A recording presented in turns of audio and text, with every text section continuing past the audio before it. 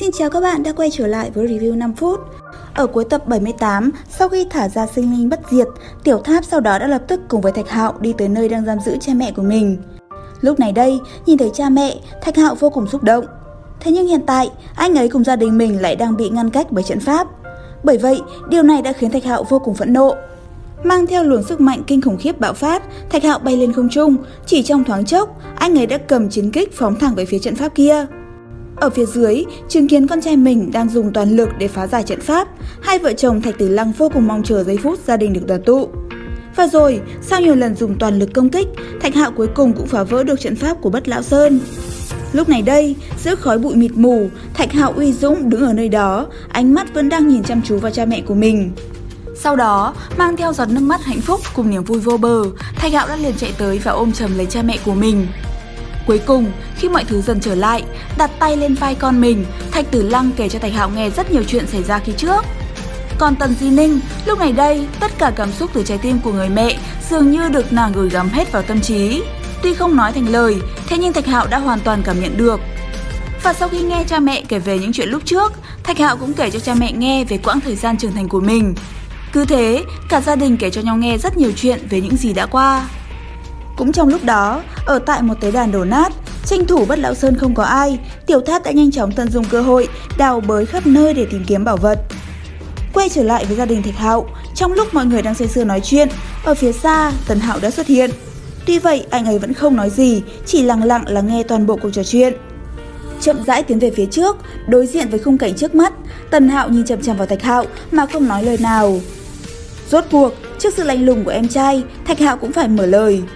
Sau đó, một cuộc đối thoại giữa hai anh em diễn ra. Tới cuối cùng, khi cuộc trò chuyện giữa Thạch Hạo và cả gia đình kết thúc, để cha mẹ cùng em trai ở lại, Thạch Hạo sau đó đã cùng Tiểu Tháp đi thu hoạch bảo vật ở nơi đây.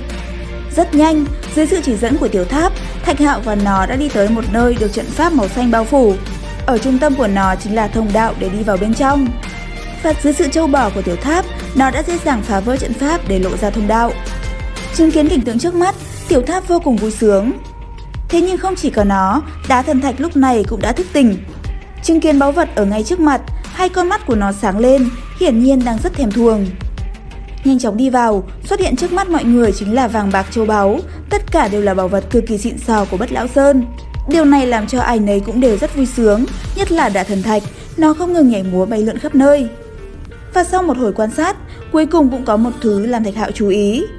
Ở phía xa xa, một khối cốt màu xanh đang tỏa ra thuần uy, nằm lẳng lặng ở nơi đó. Chậm rãi bước về phía trước, Thạch Hạo liền cầm nó lên và xem thử. Ở bên cạnh, Đả Thần Thạch cùng Tiểu Tháp cũng biết một chút về lai lịch của nó. Bởi vậy, rất nhanh toàn bộ thông tin bọn nó đều nói cho Thạch Hạo. Và rồi cuối cùng, sau một hồi tấu hài, Đả Thần Thạch và Tiểu Tháp đã cùng với Thạch Hạo rời đi khỏi nơi này. Rất nhanh, bọn họ đã đi tới nơi cuộc đại chiến giữa sinh linh bất diệt và Ngũ Hành Sơn đang diễn ra. Lúc này, sau khi từ không trung đáp xuống mặt đất, Thạch Hạo ngay lập tức dùng ra trùng đồng để có thể quan sát cuộc đại chiến. Ngay lập tức, cảnh tượng chiến đấu giữa sinh linh bất diệt và Ngũ Hành Sơn xuất hiện trước mắt Thạch Hạo. Từng đòn công kích ghê người đang được hai bên đánh về phía đối phương, khiến bầu trời như đổi màu, toàn bộ nơi đây đều trở nên rung động kịch liệt. Thế nhưng từ trên bầu trời, một luồng sức mạnh đột nhiên xuất hiện, đã ngay lập tức khiến tất cả mọi người phải chú ý.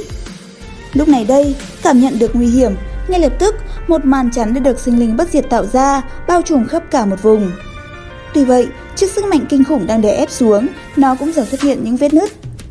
Chứng kiến chuyện này, Thạch Hạo và Tiểu Tháp giật mình ngẩng đầu lên. Trước mắt bọn họ, bầu trời lúc này đã phát sinh dị biến, những tia điện mang theo thần lực đang không ngừng đánh xuống nhân gian. Điều này làm Thạch Hạo cùng Tiểu Tháp vô cùng hoảng hốt. Không chỉ có vậy, sau đó từ trên bầu trời, một màu vàng chói lọi lan tỏa khắp nơi đây. Ở trên không trung, một hư ảnh hình chiếu của một vị lão nhân xuất hiện. Thì ra, đây chính là Bất Lão Thiên Tôn, ông ấy xuất hiện để trấn áp sinh linh bất diệt. Đến đây thì hết tập 79 Thế giới hoàn mỹ. Xin chào và hẹn gặp lại các bạn ở những video tiếp theo.